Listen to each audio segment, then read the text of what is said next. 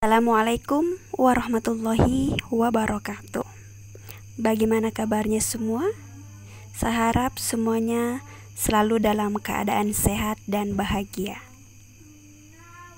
Pada video kali ini saya akan membahas materi Bahasa Indonesia kelas 9 bab 3 mengenai cerpen atau cerita pendek.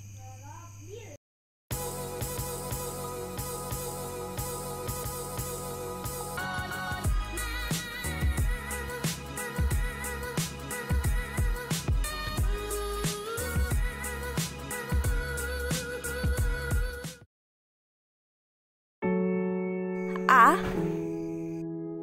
Unsur pembangun cerpen. Cerita pendek atau cerpen merupakan salah satu jenis karya sastra berupa kisah atau cerita tentang kehidupan dan seluk-beluknya lewat tulisan pendek.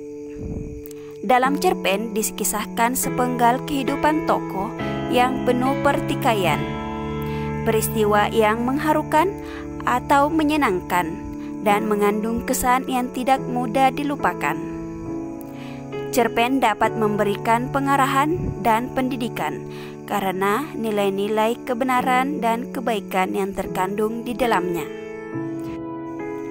Cerpen sebagai karya fiksi dibangun oleh unsur-unsur pembangun di dalamnya, yakni unsur intrinsik dan unsur ekstrinsik. 1. Unsur intrinsik cerpen.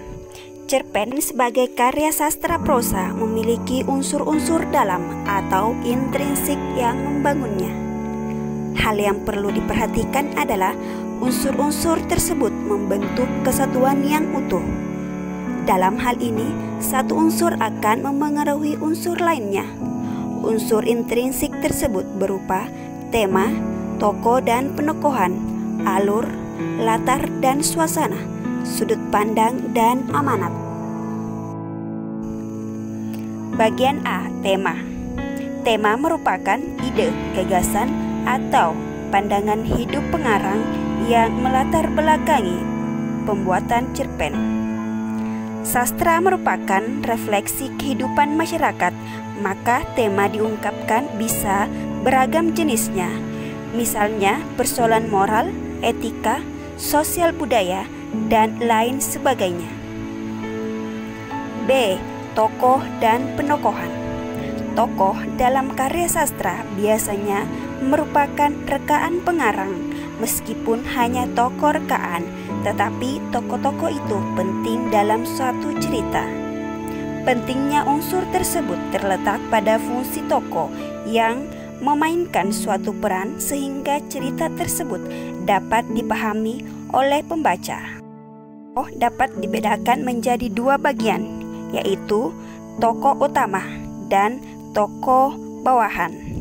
Tokoh utama yaitu tokoh yang memegang peran utama atau yang biasa disebut dengan protagonis. Adapun tokoh bawahan adalah tokoh yang tidak sentral kedudukannya, tetapi kehadirannya sangat dibutuhkan untuk menunjang atau mendukung tokoh utama.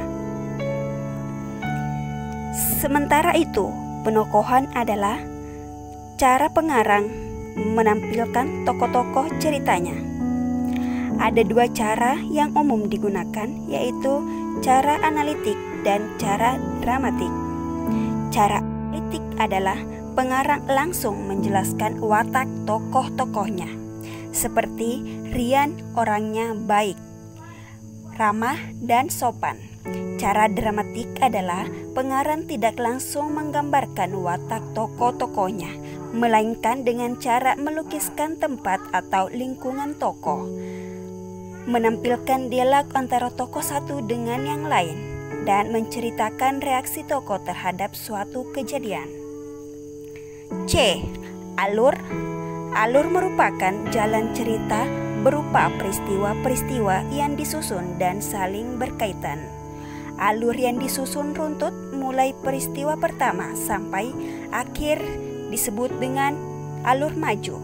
Sebaliknya, cerita yang diawali dengan peristiwa akhir kemudian kembali kepada peristiwa pertama disebut dengan alur mundur.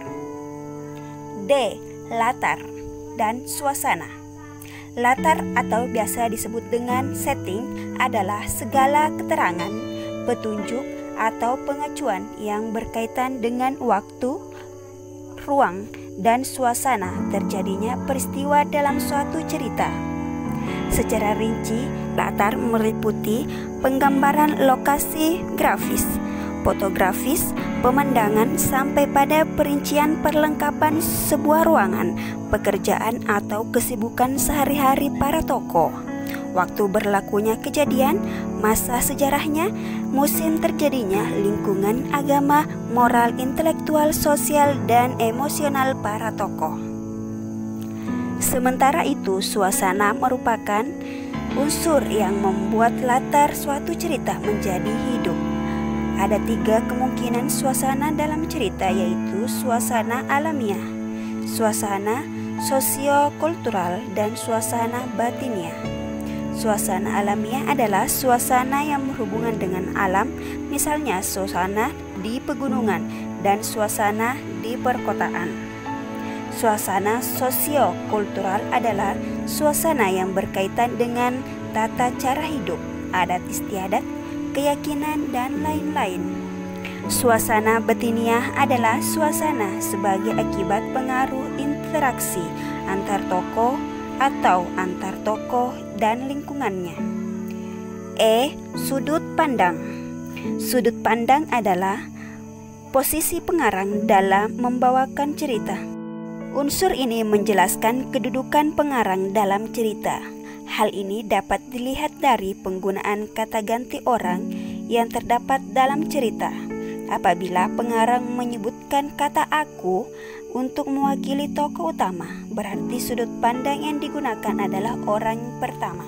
Selanjutnya, apabila pengarang menggunakan kata dia sebagai kata ganti pelaku utama, tetapi pengarang tidak terlibat di dalam cerita, berarti sudut pandang yang digunakan adalah sudut pandang orang ketiga. Amanat. Amanat adalah pengembangan dari tema.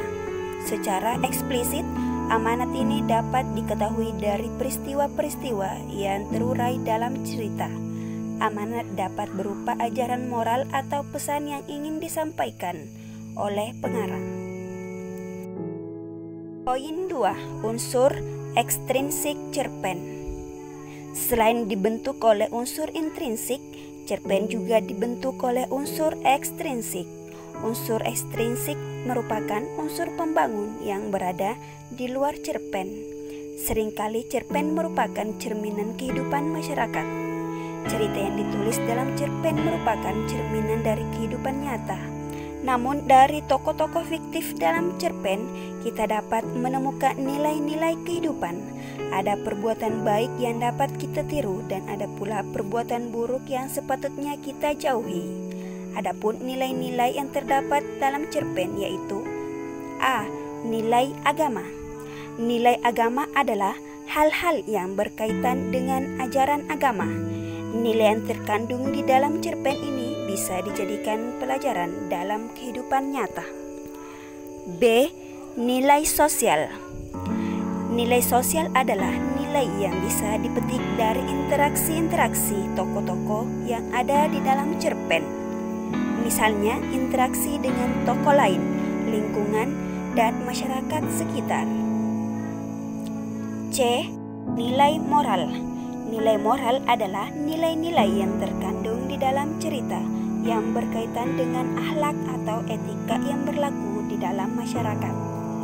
Dalam suatu cerpen, nilai moral bisa menjadi suatu nilai yang baik maupun nilai yang buruk. Nilai budaya.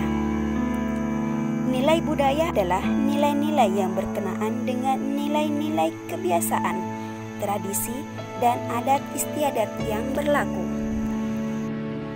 Demikian materi kali ini pada mata pelajaran Bahasa Indonesia kelas 9 pada bab 3 mengenai cerpen atau cerita pendek. Semoga bermanfaat. Jangan lupa like, komen, dan subscribe. Demikian dan terima kasih. Assalamualaikum warahmatullahi wabarakatuh.